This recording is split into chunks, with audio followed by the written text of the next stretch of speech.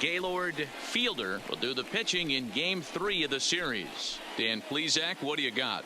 Hey, when you look up the word dependability in the dictionary, that's what this guy, you'll find a picture of this guy. Career ERA just under 3.5, and that's saying quite a lot in the high-scoring games that we see in baseball going on right now.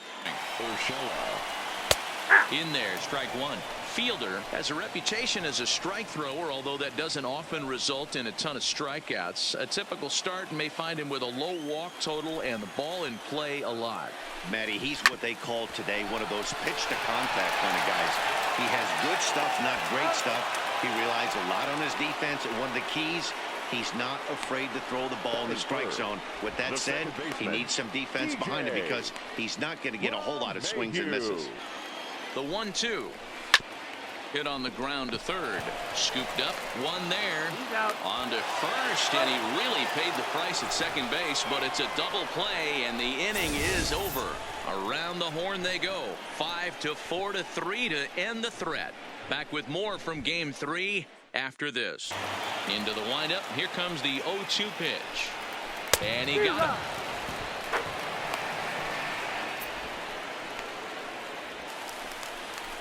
In there, 0-1. Hey, I watched Tom Glavine master throwing changeups inside to right-handed batters and getting them to pull it foul. If this guy can command that front hip curveball, he's going to go to it all game. This one's down to third. Oh, and he can't come up with it. And a good effort as he's able to stick with it and get the third out of the inning. 1-2-3 go the Bombers. Score holds. It's 3-1. Here's the second baseman, DJ LeMahieu. First pitch of the at-bat on its way.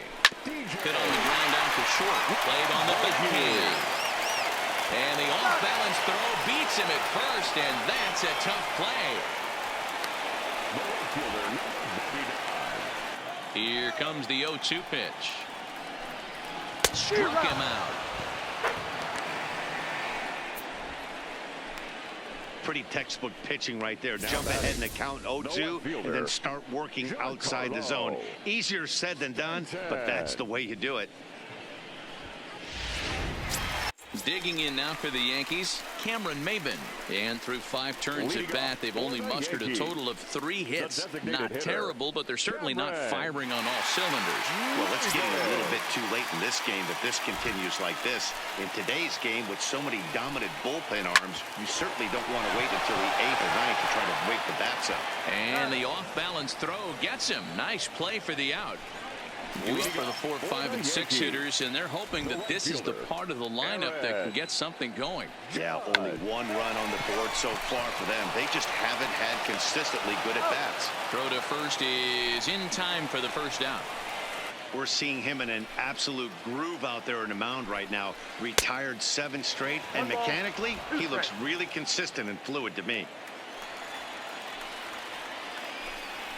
This now is hit to second. Does he have another 1-2-3 inning? He does. 8 in a row he's set down, and the side is retired.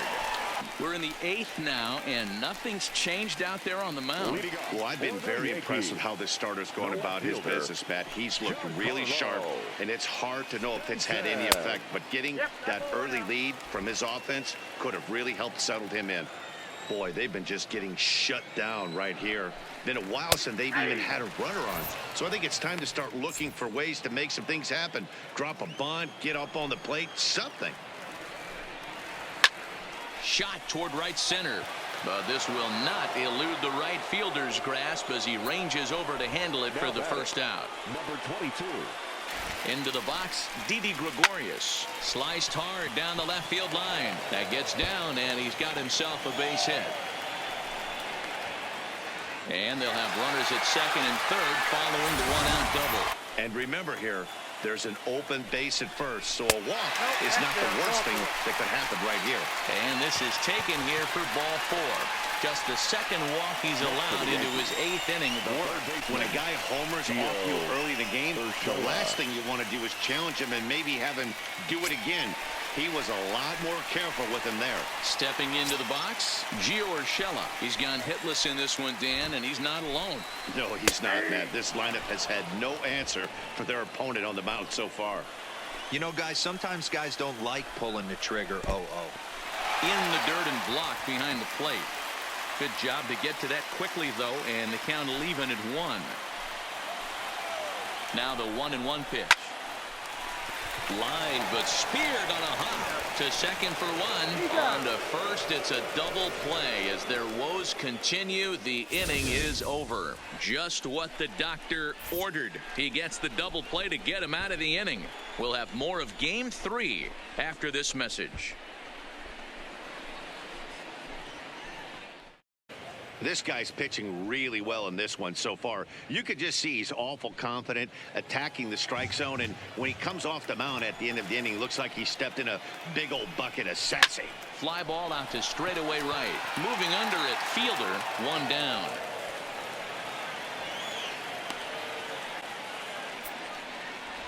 The right fielder, Digging in, Aaron Judge, who could really use a knock here. 0 for 3 in the game so far.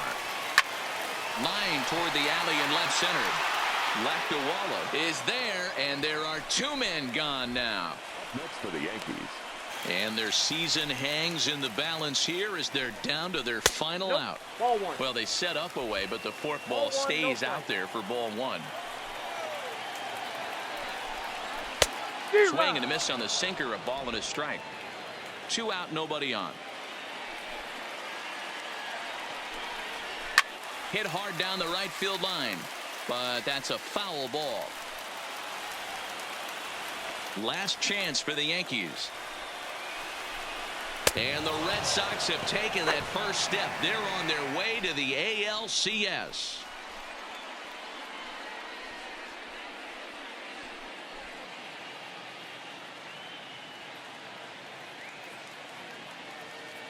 Well, they know their work is nowhere close to being finished, but they've handled their business so far, winning here to punch their ticket to the ALCS and a possible trip to the World Series.